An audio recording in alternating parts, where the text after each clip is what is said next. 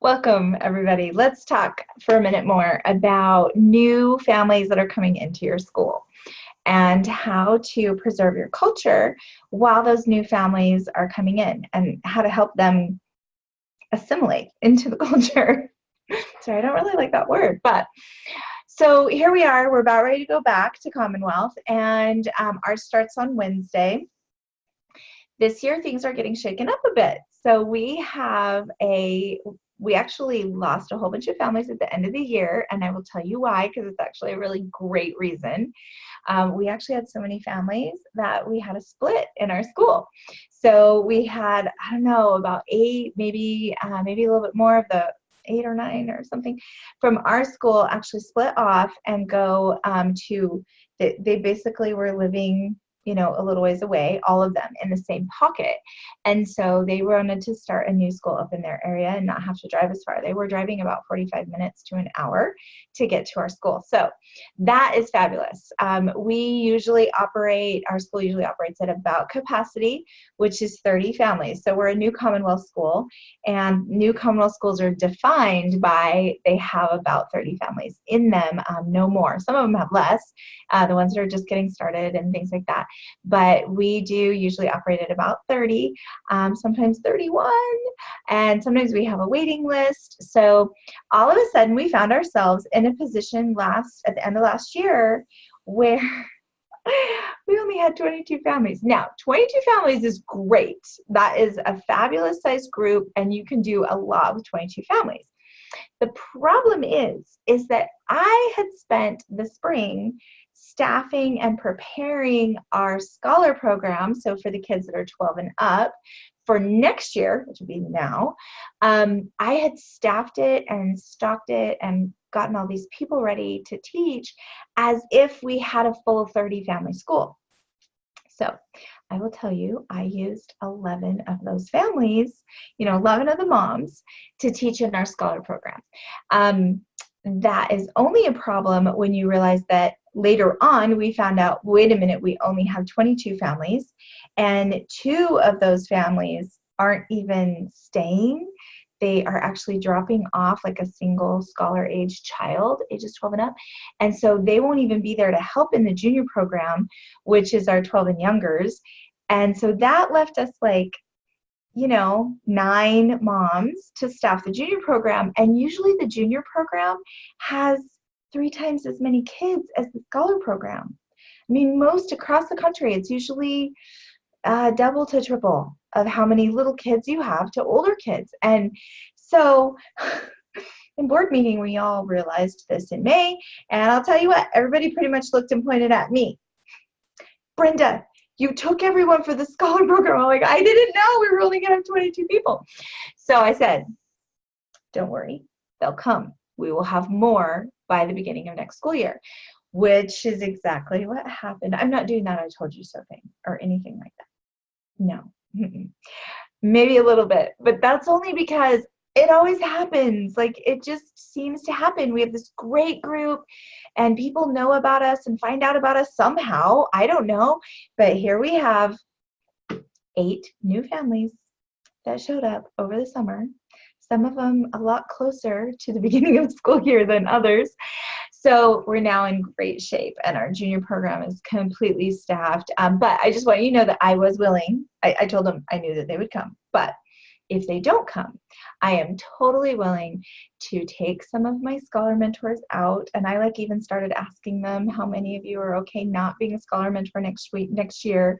And it was really hard for some of them, but some of them just have these golden hearts, and they were totally willing to give that up for this year. It's a big deal to be a scholar mentor. But anyway, so we've gotten sidetracked. We're talking about all these numbers and what it's done to our school and how things are working. But what I really want to focus on is these 8 new families. And how are we going to preserve our culture while we have a third of our school is brand new? Okay, that's pretty tricky. For me, that tipping point is right at 60%. That's kind of the danger point. If you have a third of your families are brand new in your school, you are definitely at risk for losing the culture and even the educational philosophy of your school. So Our school, we have a very specific educational philosophy, and we have a very strong culture, like just social culture in our school, and we want to preserve that. So the first most important thing is that you have this stuff written down. Okay, you've got to have it written down, because if you don't have the goal in writing, it's never going to be achieved. And in a Commonwealth school, and this may not be the same in your homeschool group, but in a Commonwealth school, we are electing our chairman either every year or every other year, depending upon each school's decision that they were making when they were writing their bylaws, okay? So in our school, it's every year, and we might have the same chairman twice. You know, she's allowed to run for 2 terms, but then she's done. And so that stuff has to be written down so that it can be read and understood by the next new chairman. Now, there's other safety guards in place to also have that continuity going, but for right now, I just want to stress that you need to know what it is, what is your culture, what is your educational philosophy, and is it written down? Next step, okay, be aware that this might be a concern if you have too large of a new incoming group coming in. Third thing, be very purposeful in the way that you attack this concern. Okay, so we're not going to call it a problem. It's going to be a concern. Be very purposeful. So in the last video, we talked a little bit about how to integrate those families and what were some good things to do with them. One of the things that I mentioned was,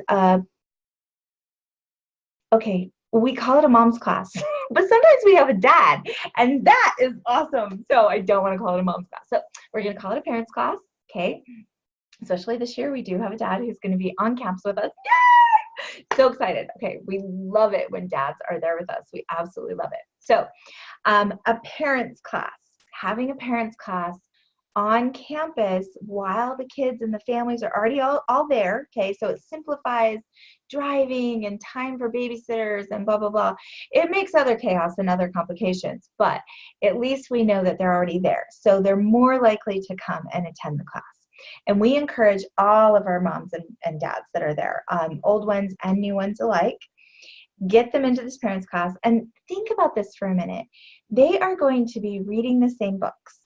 They're going to be having great discussions on these books. They're going to be writing some papers.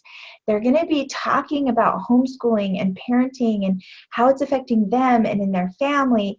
And it's a great bonding opportunity for all of these moms. So the older ones that are in there with the newer ones, it's a fabulous thing. And it is going to really teach the moms about our social culture and our educational philosophy and the systems in our school. So those are the 3 things that parent class is going to address. So in this process, our goal is to make sure that everyone in the class is feeling supported and strengthened by the time they're spending in that classroom. And I've seen it happen so many times that they bond together through those discussions and through that common culture that they now share of books that they share. It's really kind of bizarre because all they did was go read the book and then come into the classroom and discuss it, but they all have the same experience of having lived through this book. And that is super, super powerful. And it really does create this tribal community that we're trying to create. So I've talked about it before, I'm going to say it again, but moms that are working together towards a common goal, and the dads that are there, right? And they're sharing their weaknesses, and they're sharing their needs, and they're sharing their strengths at the same time. And it does create a very vulnerable place. And so it's very, very important that the teacher of this class knows how to create that safe environment so that they can get vulnerable and they can ask for help. And it's not utopian, okay? I'm just gonna say this whole tribal community thing, it's not utopian. Sometimes sisters disagree, sometimes cousins fight, but when we're all trying our best, we are so full of gratitude and forgiveness, and that creates growth. It's hard work, making mistakes and then getting up and trying again, but the journey is so worth it, so worth it. So Is this class the only way to create and solidify culture? No, it's not. And we talked about some of the other things in the last video. So go to the last video and take a look at that one and look at that again, because there's a lot of ways to do it. So have a great school year, and I'm super excited for you guys. I'm super excited for us. I am ready to go.